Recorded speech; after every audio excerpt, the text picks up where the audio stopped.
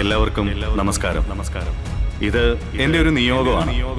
ആരോ ഒരാൾ എന്നെ ഏൽപ്പിച്ച ജോലി പൂർണ്ണ ഉത്തരവാദിത്വത്തോടെ ഞാൻ ചെയ്യുന്നു.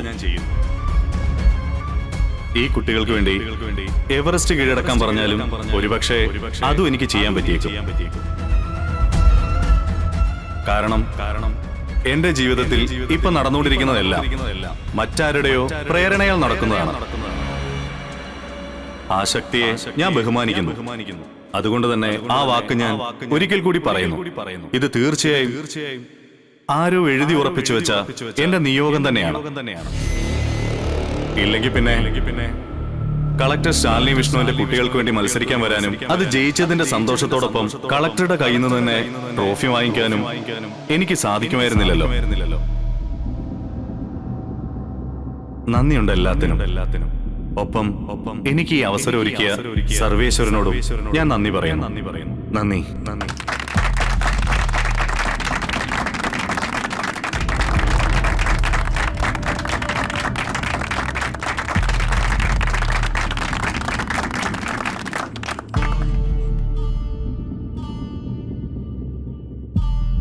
ഈ സന്തോഷത്തിൽ പങ്കുകൊണ്ട് കളക്ടർ ശാലിനി മാഡം രണ്ടു വാക്ക് സംസാരിക്കണ്ടേ?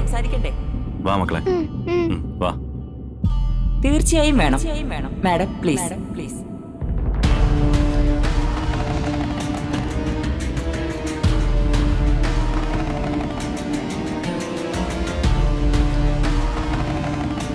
തോൽക്കാതിരിക്കാൻ ഓടുമെന്ന് ചിന്തിച്ചവരല്ല, തോറ്റാലും ഞാൻ ഓടും എന്ന് ചിന്തിച്ചവരാണ് ലോകം കീഴടക്കിയിട്ടുള്ളത്. നമ്മൾ ജയിക്കാത്തടത്ത് മറ്റൊരാള് ജയിച്ചു കാണുന്നതും നമ്മുടെ ജയം തന്നെയാണ് എന്ന് വിശ്വസിക്കുന്ന ഒരാളാണ് ഞാൻ. ഞാനിവിടെ വരണമെന്നും വിജയിച്ചവർക്ക് സമ്മാനം നൽകണമെന്നും ആരോ ഒരാൾ മുൻകൂട്ടി തീരുമാനിച്ചിട്ടുണ്ട്. അതുകൊണ്ട് എന്ത് പ്രതിബന്ധങ്ങൾ വന്നാലും ഞാൻ ഇവിടെ വരിക തന്നെ ചെയ്യും. അതെ, അങ്ങനെ ഒരു ശക്തിയുണ്ട്. ആ ശക്തിയെ നമ്മൾ പല പേരുകളിൽ വിളിക്കുന്നുവെന്ന് മാത്രം. ശിവൻ സൂചിപ്പിച്ചതുപോലെ നമ്മൾ ഓരോരുത്തരും ആ ശക്തിയുടെ പ്രേരണയിൽ അദ്ദേഹത്തിന്റെ ആജ്ഞകളെ അനുസരിക്കാൻ ബാധ്യസ്ഥരാണ്. ശരിക്കും പറഞ്ഞാൽ സർവേശ്വരൻ എഴുതിയ തിരക്കഥയിലെ നടീനടന്മാരാണ് നമ്മൾ എല്ലാവരും. സന്തോഷവും സങ്കടവും എല്ലാം കൃത്യമായി എഴുതി ചേർത്ത് വലിയൊരു ജീവിത നാടകം. പരാതിയും പരിഭവങ്ങളും ഇല്ലാതെ നമുക്കതങ്ങ് അനുഭവിച്ചു തീർക്കാം, അല്ലേ?